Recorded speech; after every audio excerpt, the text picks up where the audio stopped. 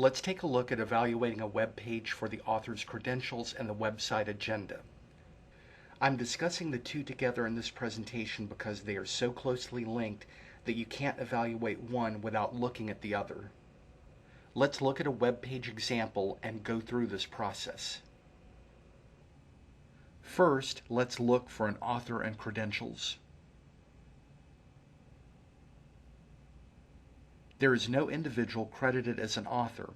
With web pages, you may or may not have a person listed. I've had students in past classes stop at this point and say that they wouldn't use the web page because there's no author listed. However, before you do this, you can make some assumptions if you do not have this information. What about the text of the web page? Is it filled with technical words that only people in a certain field would use? Then most likely the author is an expert on the subject matter. Instead of credentials, does the page mention it was evaluated by a committee or panel for content or accuracy? These are all things you can use to understand the author. Even if it's hard to know who the author is, fully evaluate the web page because there are other aspects that can make up for not having this information. In this case, the website agenda is important for understanding the author and any bias in the information. The agenda of the website is not the point of the web page you are looking at. The agenda has to do with why the entire site is producing information. You have to do some clicking and searching to find the website agenda. First, you must get to the main site that this page is a part of. In many cases, you can do this by clicking on the logo at the top of the page, like World Nuclear Association here. You could also delete parts of the URL to get down to the top-level domain.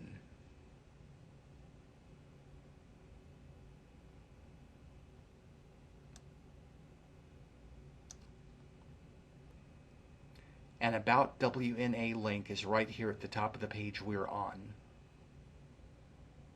One of the options is WNA Overview. Let's look at that. On the About page, we see that the World Nuclear Association is the international organization that promotes nuclear energy and supports the many companies that comprise the global nuclear industry.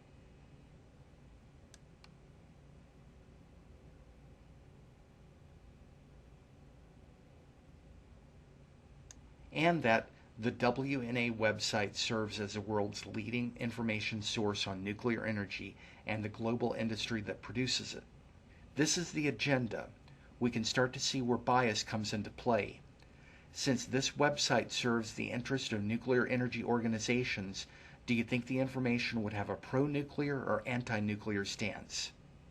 The web page we are using from the site deals with global warming and power plant emissions. The author must have expertise in this area and may have selectively put together their information to make nuclear energy look like a better option. When you know the website agenda, you know the bias and you can better understand the author. So, on an activity question asking you to discuss the author and credentials of the page, you could say in your answer, "There is no author listed for this page. However, it must be a person with scientific knowledge in nuclear energy since the website represents the global nuclear industry and the language of the web page is very technical." When I ask you to discuss the website agenda, you could say, "According to the WNA, its website is the leading information source on the global nuclear industry and supports its goal of promoting nuclear energy and the companies that make up the nuclear industry." Let's branch out and look at some other examples of web page author and website agenda. Here's another example of a web page that has no author, but notice in this case that it states the page was reviewed by the Baby Center Medical Board. When you look at the credentials of the reviewers,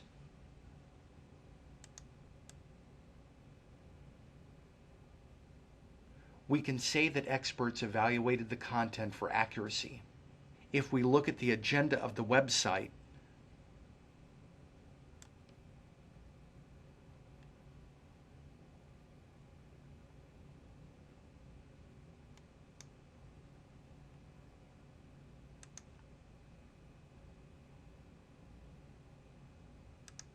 we can see that it describes itself as a trusted source of information on parenting.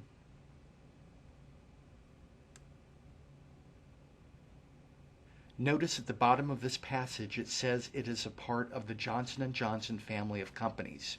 Since it is a part of a corporation and because of the advertisements on the pages, we can assume the site is also a source of advertising revenue for the owners.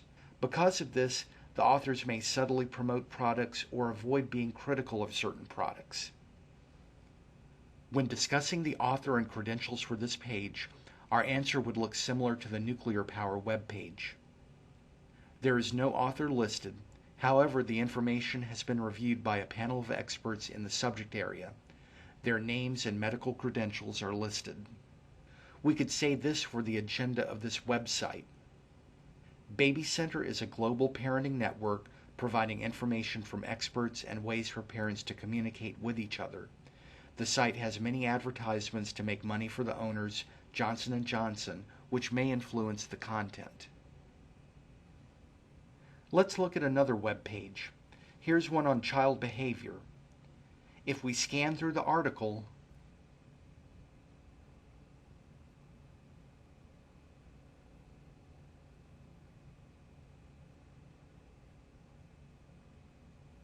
we find the list of authors and information on reviewers at the bottom of the page. We can see that the authors are doctors and a registered nurse, and the information was reviewed by faculty and staff at the University of Michigan. We can see that the authors are affiliated with the University of Michigan Health System and mention that as well. So from this we know that the authors are credible and the information on the web page is reliable and useful as a research source. This would be the answer to a question on the page's authors and credentials. The authors are Kayla Boyce, Kelly Hart, and Sarah Vick. Boyce is a registered nurse, and Hart and Vick are medical doctors at the University of Michigan Health System. The information was also reviewed by faculty and staff at the University of Michigan.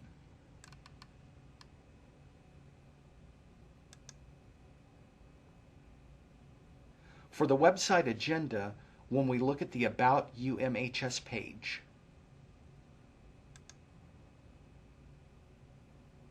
the information really isn't too comprehensive. In cases like these, you will have to look at the website and describe what you see as the agenda. If we go back to the home page, we see that there's information for patients, information on the medical and nursing schools, information on research conducted at UMHS, and information for health providers.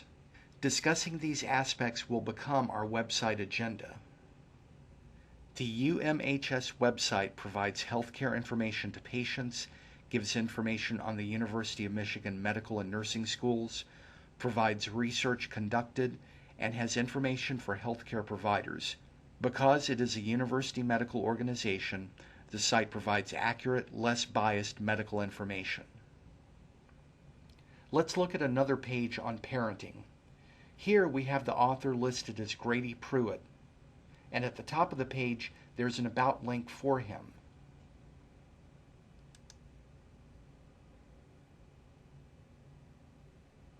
In this information, we see that he has a lot of life experiences that allow him to talk about subjects, but he doesn't list any formal training. An answer to a question on author and credentials for this web page would be: the author is Grady Pruitt. Except for information about his life and work history, he does not have any other credentials listed.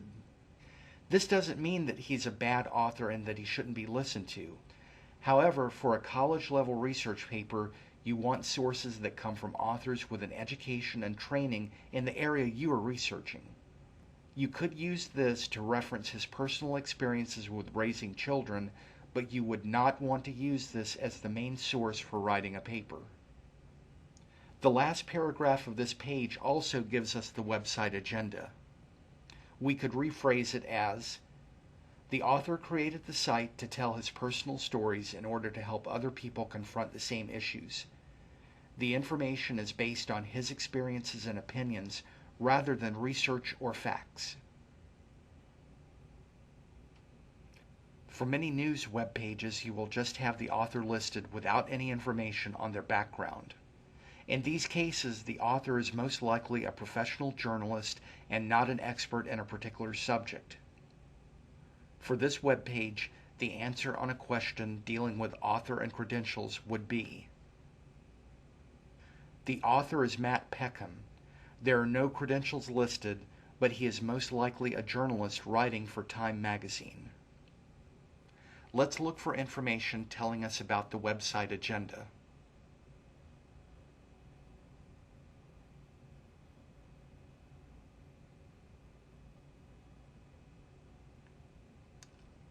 Here's a situation where we go to the main Time website, but there is no About link. But we can say that the agenda of the Time website is to report current news and events. Since it is also a commercial website with numerous advertisements, we can say that Time makes revenue from selling this space.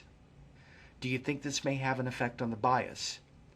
If they want readers to view their information, could they try to sensationalize material to draw people to the site? Depending on the news source, this may very well be the case. We could answer the agenda question saying the Time website reports news and current events and contains advertisements to generate revenue. Sometimes there are web pages that do not have author or agenda information at all. Here is an example. There is no author credited and the page has no links that could give us clues on the agenda. There's nothing to take off of the web address either. When you have either the author or the agenda, you can make some assumptions about the page, but in this case you just don't have enough information to do an effective evaluation. It would be best to skip this page as a source. We could go on and on with examples, but for time's sake we will stop here. The main things to remember are: if an author is not given, don't automatically think a web page is a bad source. When there is no author, understanding the agenda of the website can help you. The website is different from the web page. Remember as you evaluate author and agenda that you are finding the best sources for academic research. When I ask you for the website agenda, don't simply copy what you find on the About Us page. Think critically about the website and tell me in your own words. Next, we will look at other ways of evaluating a web page, such as currency and relevance to a thesis.